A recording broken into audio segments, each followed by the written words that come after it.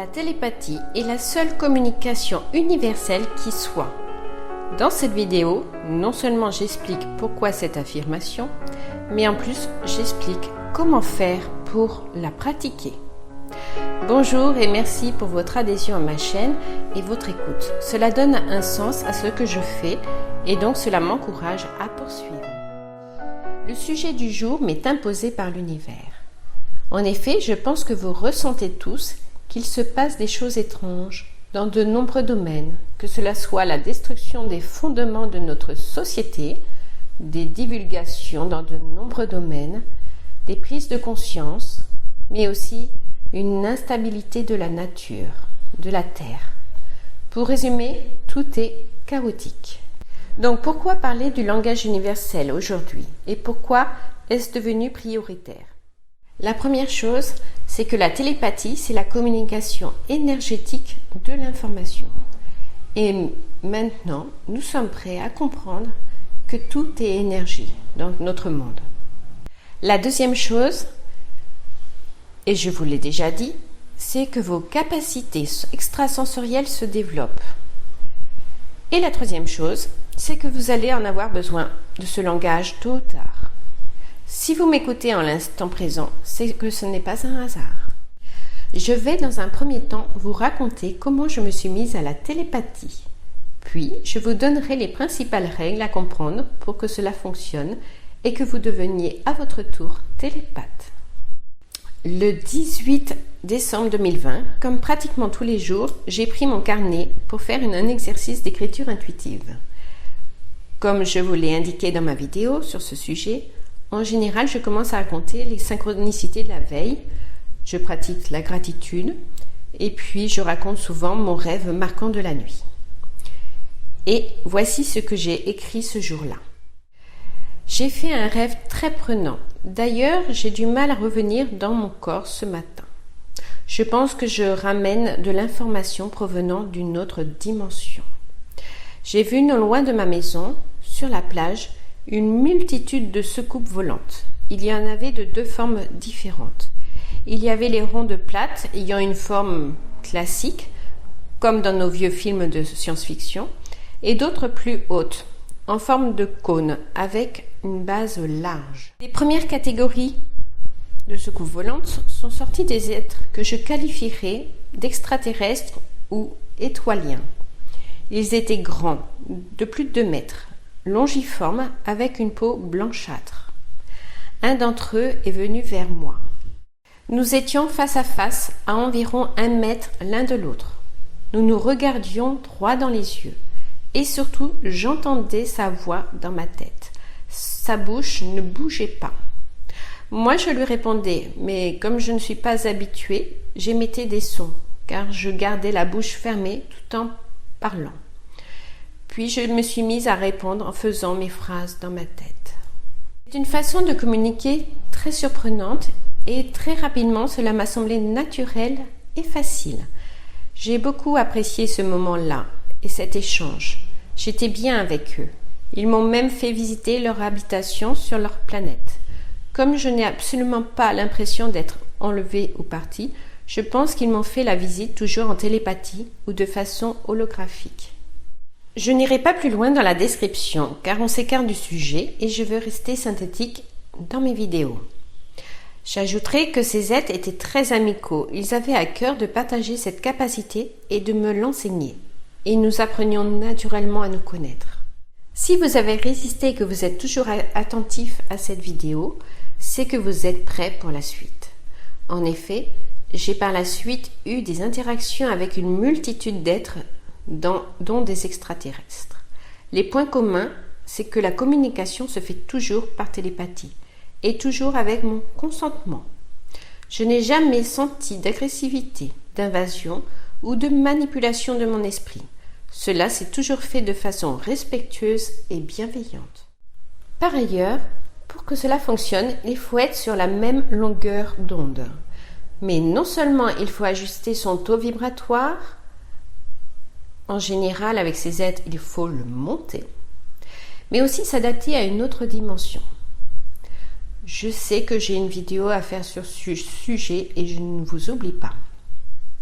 Ainsi, soit c'est eux qui s'adaptent à nous, soit c'est nous qui nous adaptons à eux pour pouvoir et se voir et communiquer. C'est pour cela que dans notre vie de tous les jours, actuellement, nous ne les voyons pas. Mais avec notre évolution naturelle, notre montée vibratoire, je pense que cela devrait changer. Je vous assure que lorsque cela arrivera, nous y serons préparés. Pour ma part, je n'ai jamais croisé de négatif, même ceux qui avaient des apparences pouvant être qualifiées d'austères. Le fait de développer sa télépathie, cela aide aussi et surtout pour communiquer avec les plantes, les animaux, les lieux, etc. De ce point de vue-là, c'est très pratique. Avant de vous donner ma méthode, je vous conseille un livre. C'est très rare que je le fasse, car en général, je ne lis pas. Mais j'avoue que celui-ci m'est tombé dessus directement, sans que je passe par la case librairie, et m'a donné des informations complémentaires et rationnelles appréciables. Ce livre, c'est Cours complet de télépathie de Jocelyne Fonguin. J'écrirai dans la description.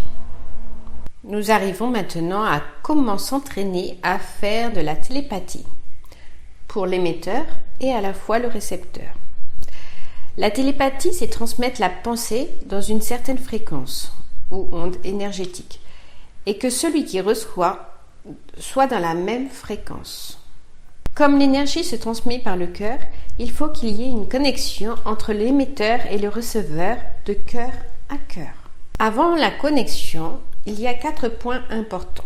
Le premier, il faut savoir se concentrer sur ce qu'on fait, mais tout en ayant un lâcher-prise, c'est-à-dire qu'il faut ne pas se prendre trop au sérieux, prendre cela comme un jeu d'enfant.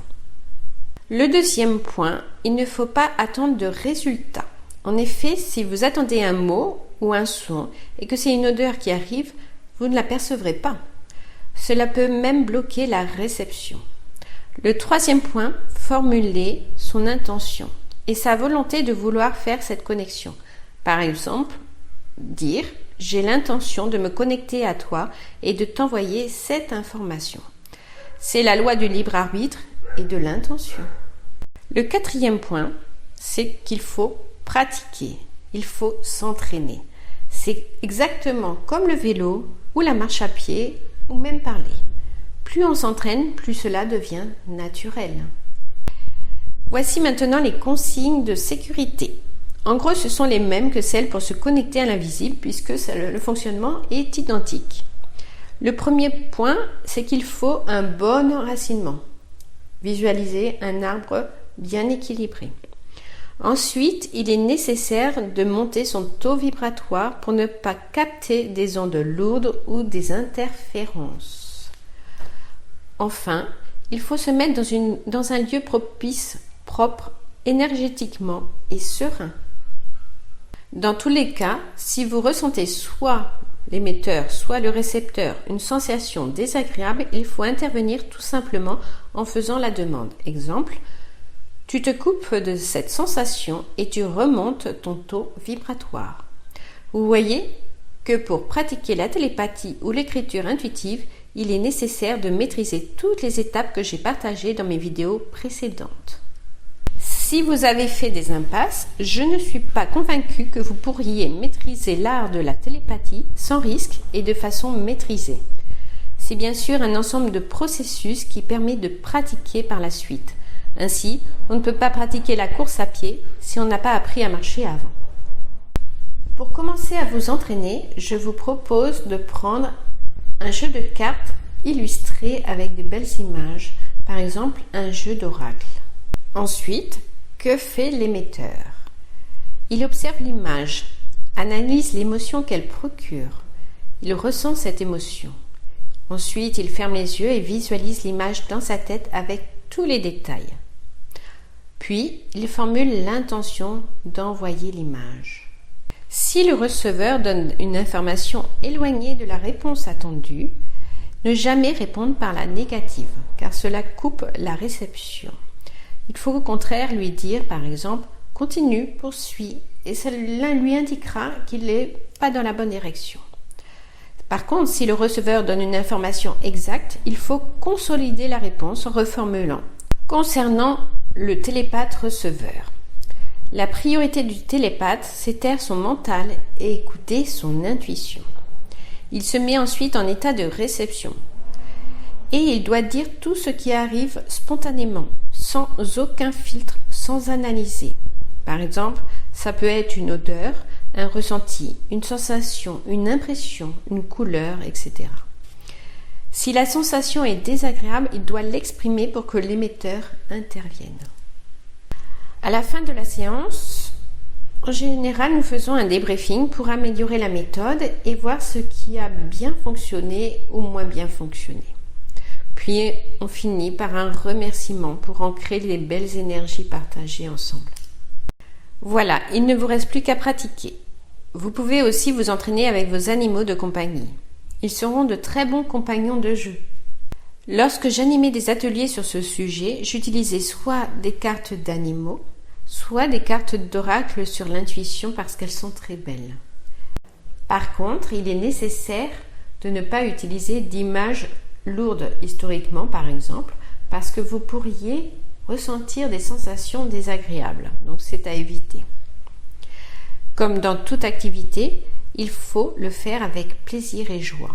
C'est le secret pour que cela fonctionne le mieux. J'espère que cette vidéo vous a plu et que vous êtes allé jusqu'au bout. Vous pouvez m'envoyer des commentaires si vous voulez que je précise certains points. Je sais que je suis allée très vite, mais je voulais faire une vidéo synthétique. Si vous regardez sur la chaîne de mon ami Âme Hypnose, les enquêtes que nous menons, vous verrez comment les télépathes reçoivent l'information. En effet, nous essayons au fur et à mesure de décrire nos perceptions.